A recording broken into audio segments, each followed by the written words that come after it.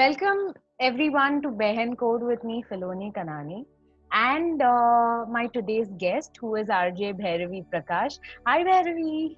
Hi, Philo. How are you? Filoni, Kanani rather. It's okay, you can call me Philu. Just because we are on the radio doesn't mean that you change yourself. Yes, no. How are Never. you? I'm good. I want to say, actually, before saying anything, I want to say thank you to you because all thanks to Filoni, I've actually put makeup on and I wore earrings after like 3 months. And I also kind of got out of my pajamas because, the whole quarantine look's been working really well for me. So yeah, I want to start this interview by saying thank you. I want to start it thanking you because I was so afraid again to ask you. I was like, she's such a big RJ. I don't know if she would want to be on my podcast, which I'm just starting, And I was like, I never. But did I give you the scary vibes? Ever? No, not at all. But you never know. I didn't want to kind of be turned down because then I'd be like, जब मैं वहाँ थी तब तो हम इतने अच्छे दोस्त थे. But now that I'm here, so I was ये real में तो ये on air तो इतनी sweet है. नहीं, we worked together. Yeah. In real life. So I still was like, oh, if I get turned down, no, I'm gonna be like, shit. No, never. Please. So thank you so much for being such a sweetheart and doing this. So I'm so glad. Let me formally introduce you. I've written an introduction for you. I hope you don't kill me for this. Please. So it goes something like this. Legally तो ये भैरवी प्रकाश कहलाती है, but नाम है Queen Bee, and she totally lives up to this name. With a voice so soulful, conversations that are candid, and sharp wit on point, Bhairavi is one of UAE's best, most loved, and most followed RJs. Currently, she hosts the show Simply Social on 89.1 Radio4 Dubai. And growing up in Dubai, she's surprisingly very desi at heart. When not RJing, you will find her doing charity and a lot of it. How do I know this? Because I worked with her personally, so I know there's a lot of charity that she does, and most of which she does not talk about. And apart from that, you will find her emceeing events, playing with her dogs, and also cats. I hope Auntie's not watching this, but yeah, reading, cooking, making funny videos, endorsing the brands that she is representing, and Karaoke-ing, karaoke with Akanksha, her sister. So that is RJ Bhairavi Prakash for you, and let's get started. That was wonderful. Thank you. Wonderful. I hope Auntie does not watch this. Yeah, no, I don't think Auntie has any other option now because there's like way too many cats. So I think the cats are just one of us. Okay. So Bhairavi, before we start getting into a lot of questions, I want to know one secret about you that nobody else knows. This one's a tough one for sure. So you know what security pin code. No. Good one. What did you expect me to say? No, you have to give us something better than that. Like we legit want a secret. Okay, but seriously though, like this is, बहुत लोगों को लगता है that because it's every person I actually hold a conversation with, right? So whether it's at a work event, whether it's individually, whether it's via, it doesn't matter. But I get invested like that. Like, if this was the first time I'm like chatting with you, and if you say something, okay, Acha, this is happening, and it's really hard, yeah, and I'm like, really? Okay, I'll take down your number, and I'll do. It's a bit like when I think of it from a third person's perspective, I'm like, I'm weird.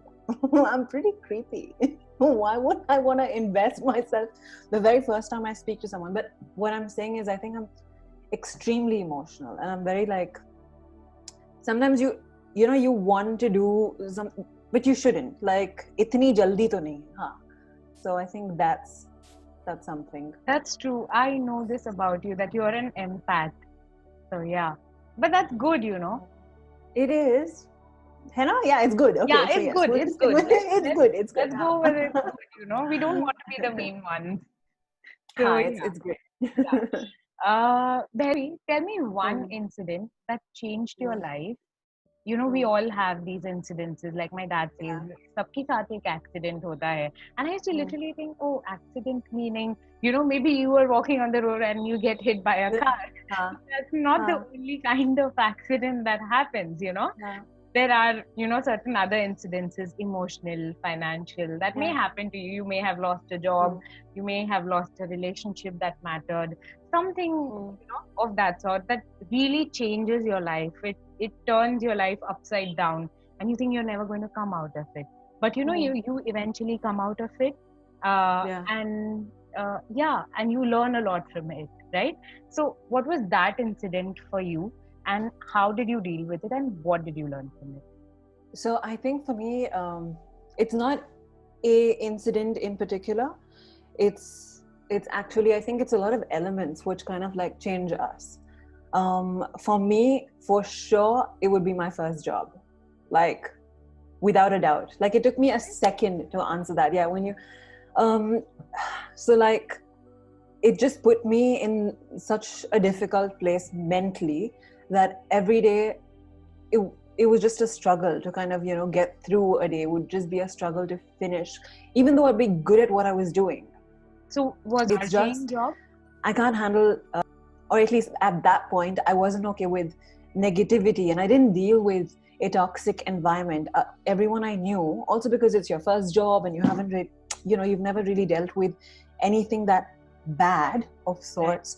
You think what someone is actually they are. So I think with me, it was my first job, which kind of built my personality and like made me stronger mentally for sure.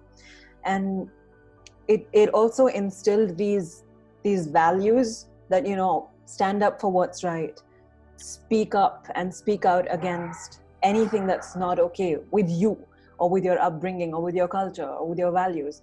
So I think that's something that so for me, those few years were, yeah, I know it was a few years. It wasn't even like a month or two, it was a few years, but I think Oh.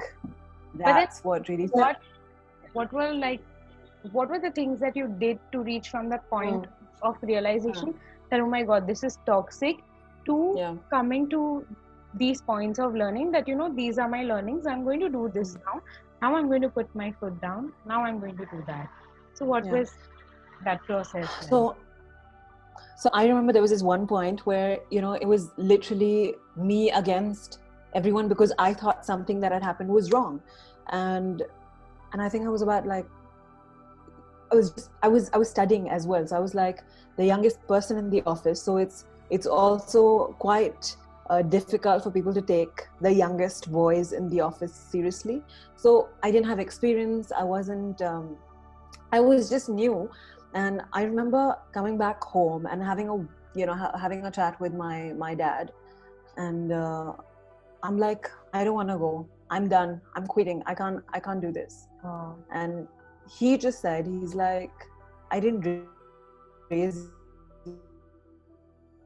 you. Taught you. This is not what we taught you. This is not what. This is not you. And I'm like, yeah, but you know, they're gonna make me a bad person. So I was like this little puppy, and I'm like, no, but I'll be a bad person. No, I can't. And I remember Dad saying, you can quit. You know, everyone quits. That's fine. But if you quit, it's just someone winning, and ultimately you've been inconsequential. So for me, it was, yeah, I think it would just be mentally toughen yourself and mentally realize, okay, you have to list out the pros, the cons, and ultimately also hold your ground. I think it's very, very important. And I truly say this because I think this reflects in all our personality as well. If there's something that you truly feel for, and if it's you know, if it affects you not just at work at that point, but if you go back home and if you're not able to sleep over it, means that there's something obviously wrong with right. it. So, you know, voice. I think not because I'm a radio presenter, but I think your voice is so important, whether it's something that is little or something that's, and you know, there's this thing, right, that people say, "Arey, mere opinion se kya hoga? Mere kehne se kya hoga?" But that's the that's the start of it. Like that's you initiating things. Right. So Wow. that's what I feel. Wow. Oh, I never said this. Yeah. I'm also still pondering about what your dad said, that, I'm not raised a quitter, and I know that Yeah. I can say this for sure, that you're very strong, and it is good, it's good to be like that. So I'm so glad he said that. Yeah. So okay. It was very important for me to hear that, was. actually, I think. Yeah, I'm so sure. Yeah. So wow. Okay. So Bhairavi, my next question is that you were a cricketer and now you're a radio jockey. What is this? What is happening? A cricketer turning into a radio jockey. How did this happen? Tell us everything about that. That's what I wanted to do. I wanted to become a professional cricketer. That was my life goal. I'm like, this is what I will do. Really? But obviously, you see, it was more as a serious hobby. So now where you play is very important as well. Okay. So,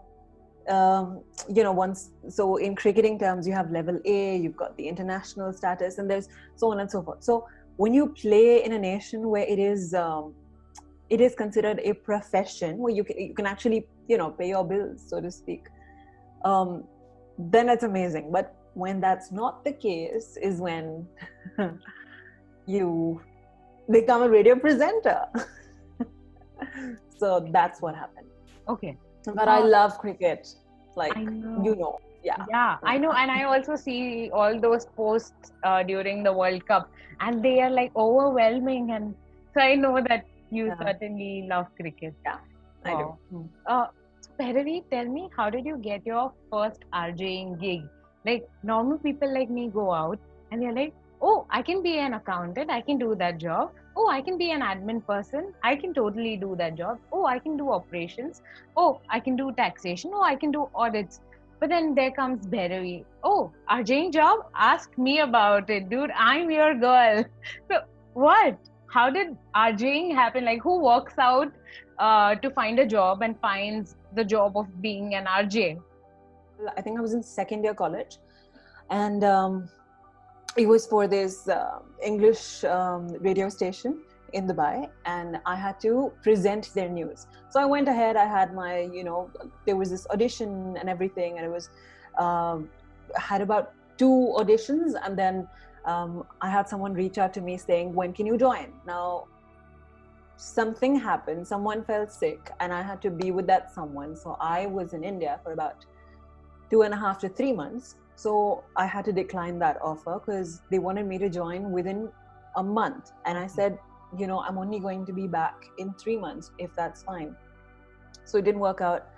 And they said, okay, let us know when you're back, but maybe in the future or whatever. But that job never happened. That never worked out. So say about 4 or 5 months down the line, on someone's Facebook, someone had shared someone else's, I don't even know this person, their Facebook status was shared. And I'm like, yeah, try karte hain. I think I was like 18, 19, and I'm like, okay, let's just apply. So I go ahead, I'm called in for an audition, and then they say that we need someone to write the news, not to present, to write the news. And I was also doing journalism. So I'm like, perfect. Well, that's literally like a module that I'm studying. So wonderful. Went ahead, got that job. And within a week, I remember the creative head of that station was like, do you want to try presenting the news? Like, you have a radio friendly voice. And I was like, honestly, I would say, like, you're doing it for the experience and the thrill. So I'm like, yeah. But of course, I didn't say, I'm like, yeah, sure. Whatever. I can totally imagine Monday Laddu Pooch. I'm like, all calm and composed. Like, yeah, I think that would be. I'm like, yeah, I guess. So he basically, then they started kind of, training me of sorts, like, it's news, it's not something exciting, so don't be like, oh, in international news. So that happened. Within a week, I was presenting news as well, which was pretty cool because I think it takes people some time to actually get on air. So I think I was very fortunate for that. And uske baad, I think it was about in say a month or two. Wow. When the same creative head was and at that point he kind of like I was speaking a little more than just doing my news around office as well. So he's like, maybe we could use your personality on air. And I'm like, again, yeah, well, I guess. That is awesome. So cut to a few months down the line, I had my weekend show, and Dekhte Hi Dekhte morning presenter. So, And now look at you. UAE is one of the most loved radio jockeys. Amazing. Yeah. So, but which is why I think it really was meant to happen. Like I just went in thinking, okay, theek hai, chalo. When you're like studying and working, you're like you're game for everything. You're not gonna doubt yourself. Right. A lot of people actually walk in. They do internships. A lot of people have worked. Probably produced shows for me and like worked in the station. They doubt themselves a lot because you just don't know. You're like, will I be that good? Will I be this good? Can I sound like him? Can I talk like her? So I think for me, it was just, okay, chalo, yeah, sure. And that worked. So yeah. Wow. Confidence was the key. And you very correctly mentioned that when you're young, you see the world full of opportunities and possibilities. Yeah, you do. Lovely. So and uske baad we just become overthinkers. Very true. I think I've got my PhD in overthinking. Don't even think of competing with me. I have 5 sister. Okay. So now you got your RJing job, but then imagine sitting in front of a mic and the first time I was recording a podcast, I was like, at least I can look at my own face and I can talk. But imagine sitting in front of a mic and then you're just looking at that mic and you have to say everything thinking that there is an audience listening to you. That is really hard. I can tell you that because I've been there, done that. So how do you do that? Okay, fun fact. Oh, this is something that no one knows about me. Oh, there you go. Number 2. Yeah. Yay! I'm a very good interviewer. Yeah, I think and this is getting the Oscar. And this is just your second interview, right? No, third. Still. Yeah, I still deserve the Oscar for this. Well done. Tell me the second secret. I could not stand the sound of my voice. I would hate listening to my voice. I would be like, ugh. Like, oh, I can't do this. Yeah. Wow. So that is unbelievable. Have you heard yourself? Yeah, I think now I'm kind of used to it. But initially I would be like, ugh, no, I can't do this. Yeah. I hope there's no listener who's like, me too. Yes. Everyone's really nice. Yeah. So yeah. No. So then tell me, how do you prepare for the show? Basically, this is how I prepare. A lot of presenters do it in their own way. They do it differently. I essentially read a lot. So it's not just news, but it's anything. It could be lifestyle related. It could be something, of course, right now, golden words, Corona, COVID. So there's, it's just a lot of reading. And I always, whenever I think of my listeners, I don't want to speak down to them. I don't want to, I'm not someone who's above them. I'm with them and I speak to them as equals. So it's literally like speaking to extended family, a bunch of friends. I want to tell them what has affected me. I want to tell them that's what's on my mind. I want to tell them things that will, that they'll benefit from. So essentially how I prepare is just read up on stuff, go to my usual sites, just basically read a lot. And when you read maybe say 20 things, you like 2 things that you want to talk about on the show. Right. That's how I do it. Yeah. Wow. And I really like how you think, that you want to talk to them as equals. That's a good thing because I personally have seen people who talk down to their audience, who think that they are celebrities and the audience is, just, a layman listening to you. But I think that's what clicks in your case. So wow. I hope so, yeah. Yeah, definitely. So, moving on to the next question. do you ever think that, you know what, today I'm going to go on the show and impact that I want to have? So do you ever think that when, if yes, then what is the impact that you want to have generally? Every single day.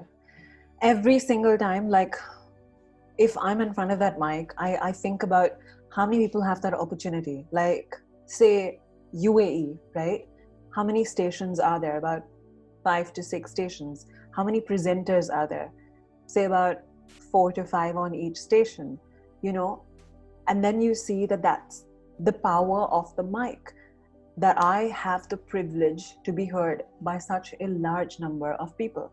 So whether it's like one, you know, dialogue that I heard from some movie which didn't do well, or whether it's about something that that stayed with me, about something I read in the papers, I just think that that mic should be respected, and whether it's helping someone out on an individual scale or making, you know, a bunch of people happy through whatever prizes is a part of it for sure. But like every single day, I think if that's not there on my mind, then like what am I even doing? Right, Yeah. very true. And then when you talk of audiences, you have a variety of audience. You know, some days you have just people who tuned in to you. Some days you have guests on air, like they could be again people or someone who's done something great and you have them for interviews. And then sometimes there are these celebrities. So, but the common thread that connects all of these audiences together is the fact that you have to have a rapport with them to be able to connect with them, to bring out the best, you know, of them on air. So do that. Now you've seen me in the studio. Okay, now you've seen me for a while in the studio. I have. You know that there's no sheet in front of me. Like I don't hold my phone or something. So like, and this is something that I believe in, whether I am in front of a celebrity or whether I am like in a mall on a stage speaking to like hundreds of people, or if I'm just in front of that mic. I think when something comes from here is when it reaches the right place. I can like mug up things, and you know, which is why I see, even right now, I'm like, whatever she's gonna ask, yahan se nikalna hai, so it's fine, because that's the most unfiltered version of me, and that's the most authentic version of me. And I think authenticity is something that's unfortunately lacking in this world. Like everyone wants to be someone else. Everyone wants to be, this Instagram model or this person that they've seen, or you know. So I think when something comes from here, it's the best. So that's also kind of how I engage with my audience. Wow. So I'm going to remember that, because that's a great tip and it'll help me, you know, when I am interviewing people and I personally am talking to them. Wow. Most of the listeners that, you know, call us and, you know, engage with us are nice people. But then there are always those trolls, and there are those, you know, hi, I want to be friends with you. She's so not nice. How do you deal with those kind of people? And has there been any listener on air like that? Or no, on air, thankfully, no.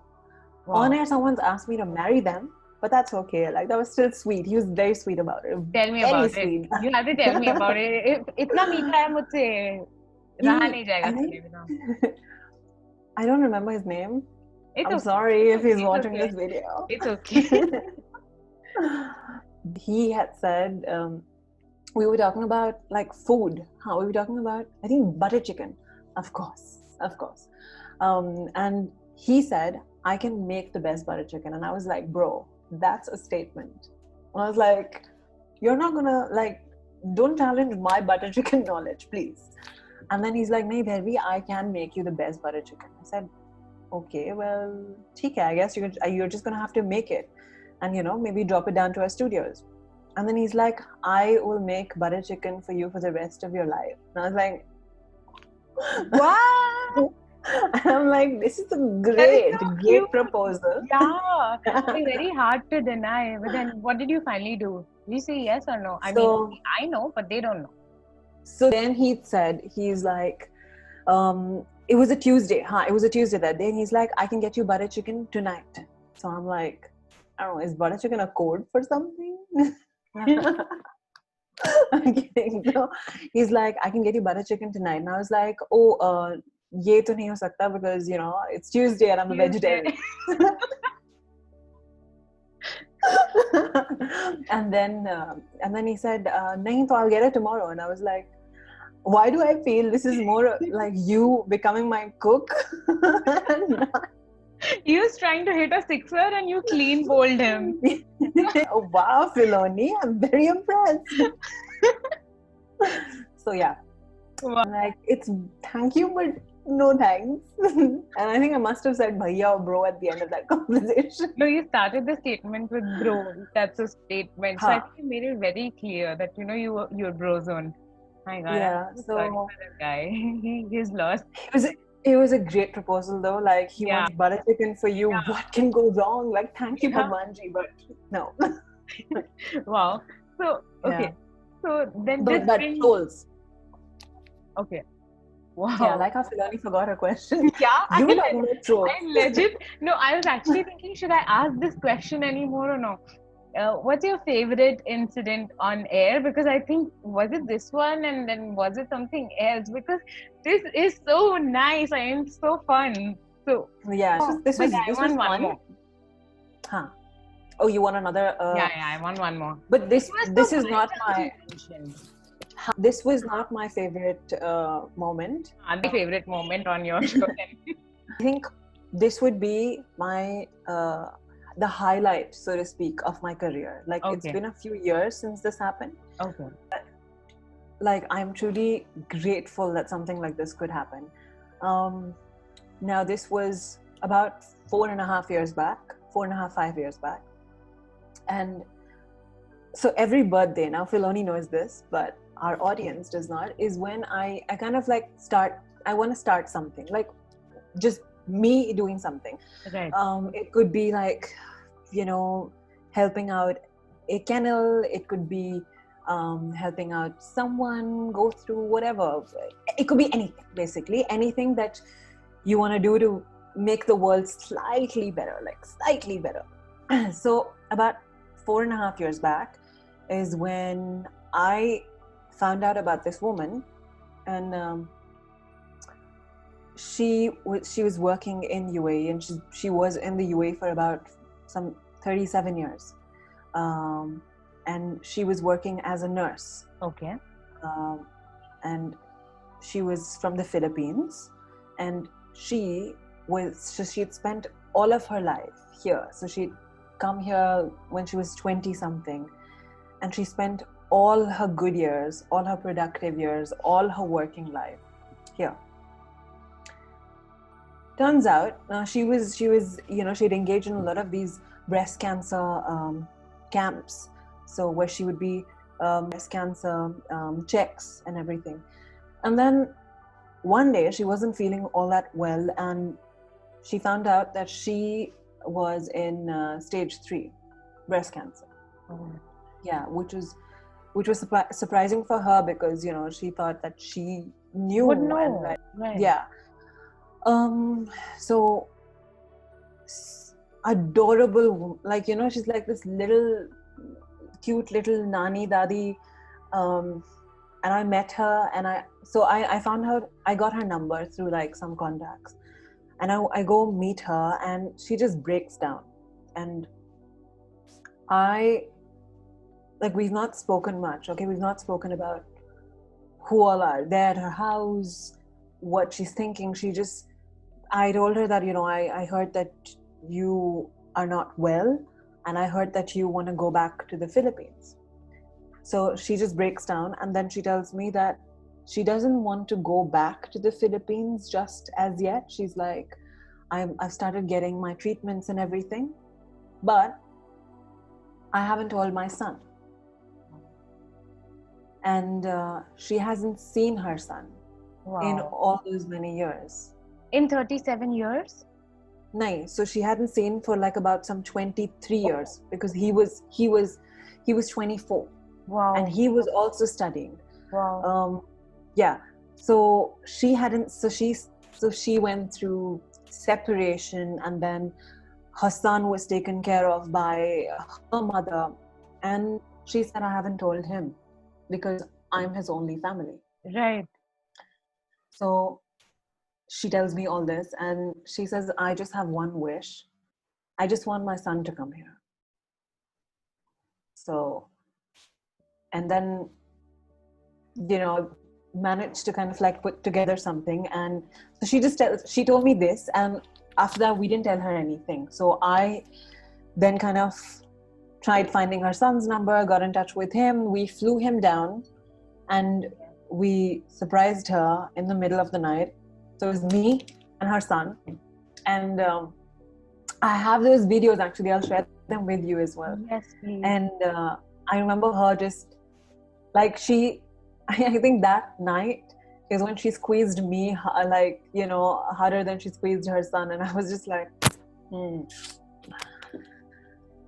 So I think that was the highlight of my career. Doesn't matter which celebrity I meet, but that for me was it, because that was her only wish. She said, I don't want anything. If I get well, I get well. If this doesn't happen, but so yeah. And she's like, I just want my son here. And can you imagine, like, for a mother to be with her son and to feel her child after, say, 23 years? You've missed out his childhood, you've missed out and you were so busy working so that he leads a comfortable life. I thought she was amazing. Like, that woman was incredible. Yeah. So that is my highlight. Wow. I know, we didn't expect this to get that heavy, right? No, I knew that you do a lot of charity that you don't speak about, because again, like I said, I worked with you and I've seen you, and I was the social media manager, and I used to tell you, what, you should put this on our handle, and we should do this, we'll get a lot of likes and we'll get a lot of engagement. You'll be like, no, it's not something that I want to speak about. And I think you only talk about 10% of the things that you do. Again, in spite of the fact that we've been really close in terms of work, friends, we had a great friendship, but you've never told me. Yeah. So, wow, I'm just, feeling like this, I can only imagine how she must have felt. Really heartwarming. Now, that's, like you mentioned, also one of the high points of your career, right? Yeah. But then, what about lows? What's been your career low, or maybe generally, what's been your low point? Lowest for me by far was working in a toxic environment, because that just kind of kills you creatively, and just, it's not healthy. I think anyone who's watching this and anyone who is going through a bad work environment, you need to work on getting out of that as soon as you can. And sometimes it's even beneficial, like maybe, work at another company with a lesser salary, even, like, worst case scenario, but because mental peace is so important. It's so Very important. True. Especially in creative jobs. Now imagine you are struggling with your manager, you're struggling with your colleagues. How do you expect to be in that mind frame where you are able to come up with creative things and ideas? Yeah, exactly. And then eventually it takes a toll on you, and then you are again told that you're not good enough, blah blah. And it's a vicious cycle. You're very very right about this. Wow.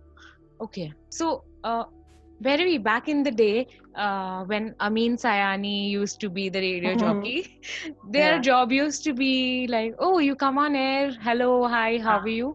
And then you go home, and that's your day. But because I have worked with you in the station, that I know that the job of an RJ is no more just that. It is much, much more. One, you've got to be a social media celebrity.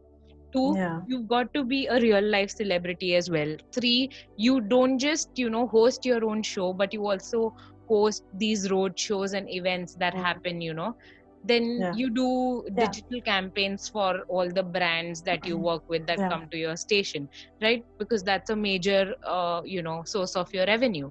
So given all this context, how does a day look like for you? How does a normal day look like for you? Lick for you. Excuse me, Filoni. Look like for you.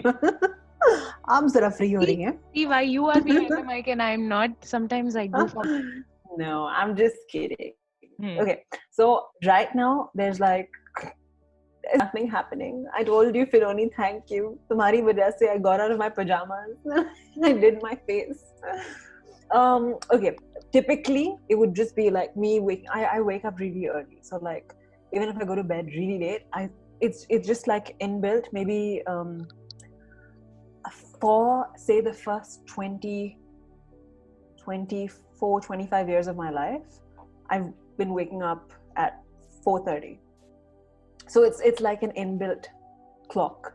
Wow. And I wake up, I freshen up, I get a quick arm workout, which is squeezing my 3 fur babies.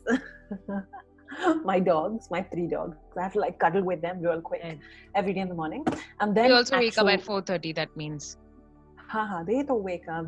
Their bladders have to be emptied. They're really good babies. They actually have like a good, they don't spoil they have a place. Even jab bahar leke jate hain, they know exactly where to do their business. So and then I do an actual workout. After that, then I get ready, and then I before I leave for work, this is something that is just a habit now. It's all thanks to my dad, I'd say. Dad's quite old school, so he needs to hold a newspaper. He needs to feel a newspaper.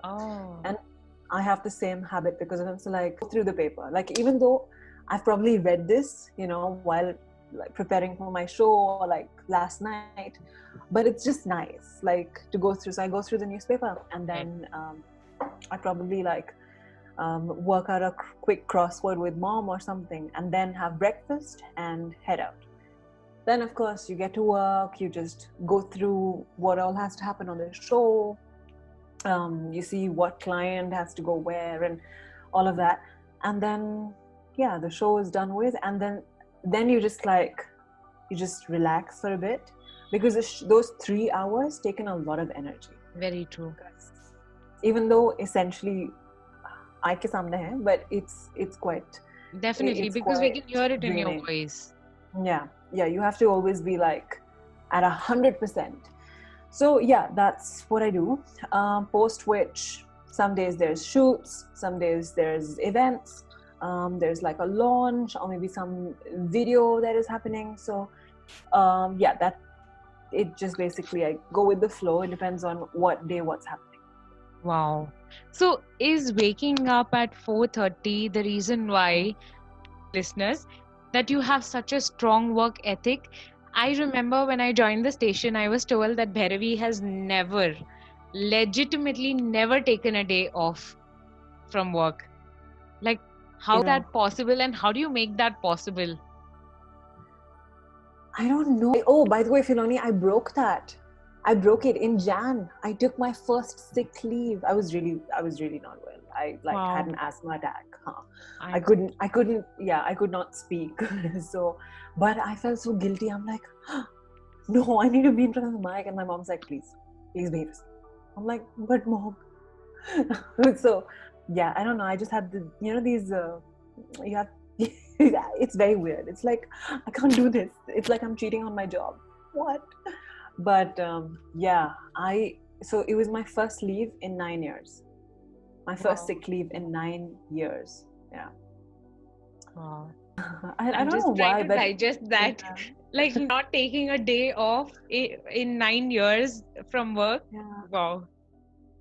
Yeah. And I also know for a matter of fact that you not just don't take a day off, but then sometimes these someone's like not coming in, and then you do their show, and that happens also a lot. Like beach mein I'd seen like doing or you filling in for some jog back to back, and like you're having long work days. Yeah. I mean, I think it's a part of it. So it's something that I'm sure someone else would do as well. So it's okay. That's fine. But the sick leaves bit, however, like I remember getting into a conversation with a very dear colleague, and he was just telling me, he's like, liya karna. And I'm like, nahi.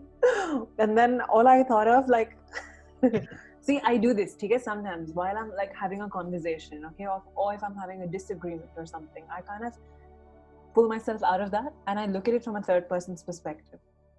So with me, sometimes I'm like, oof, tumhare usool, tumhare adarsh.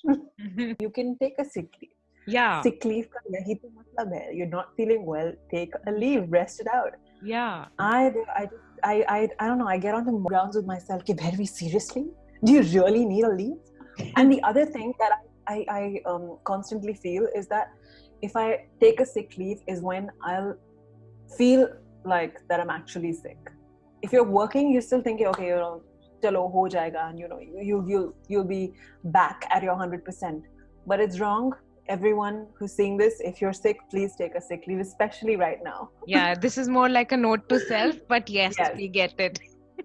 Your job. Now let's talk about your social media handle. You post a lot of content, a lot of quality content. So how did you scale your social media? Like,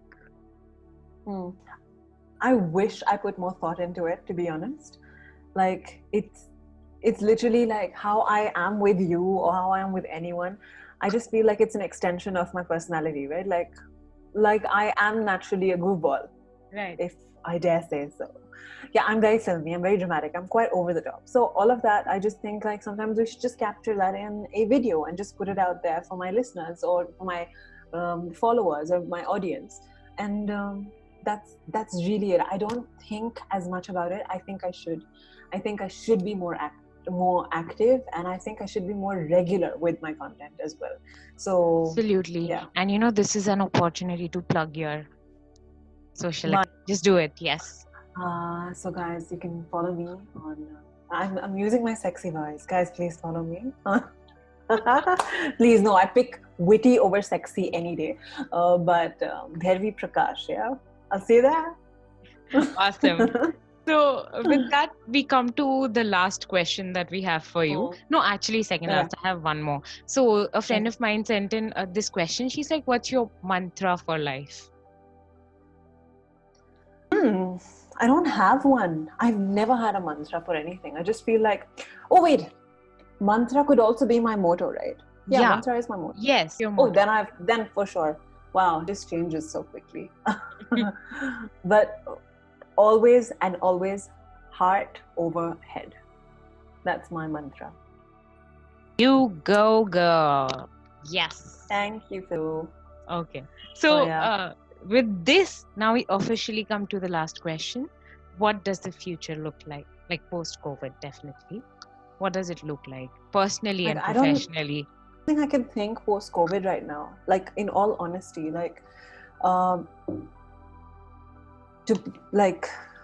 past few weeks have been rather difficult. Like, there's a lot of people who are very close to me, some of my very, very dear friends, and the stuff that's happening, like, it's a very uncertain time that we're living in right now. It's really uncertain, and I just say, oh, I want to start this, I want to do this, but honestly right now I just want to take one day at a time, because I think everything is so uncertain, and it's even the only good thing is that I think now we all collectively we know what our true priorities are. Absolutely.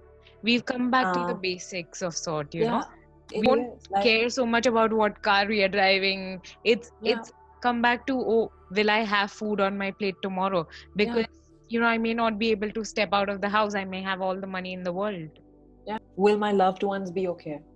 Can I meet my loved ones? If you're in another country and if someone is, I hope they aren't, but if someone's not well, you can't even go meet them. And even if you were to fly, you'll have to be quarantined for like 2 weeks.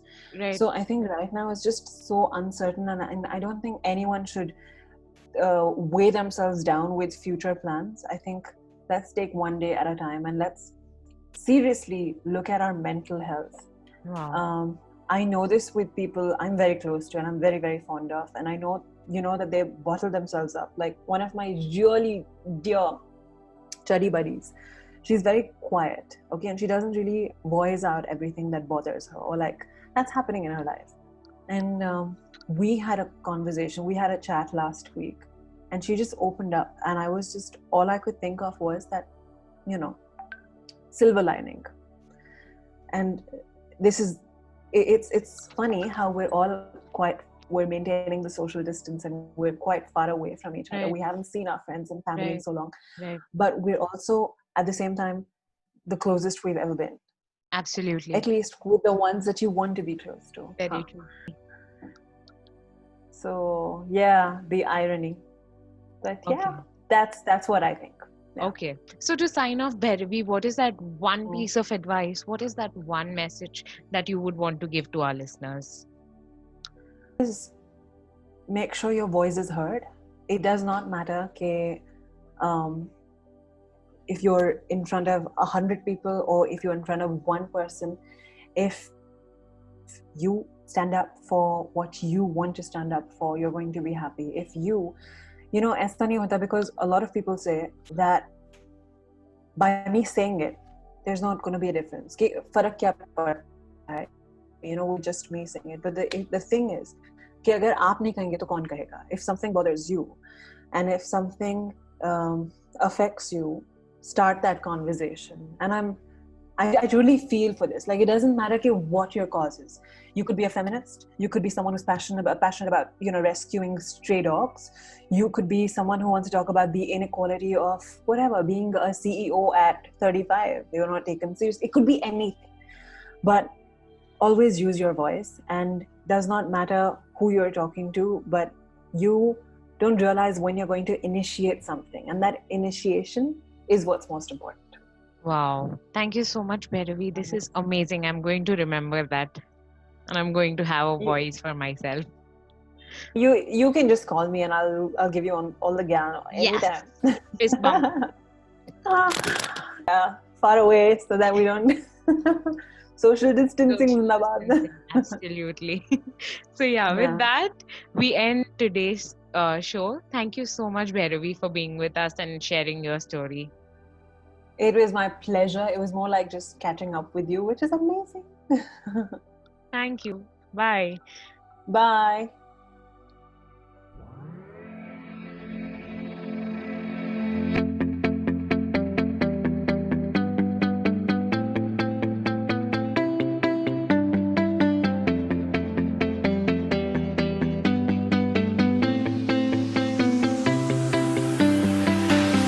I see the light inside you, brighter than the sky.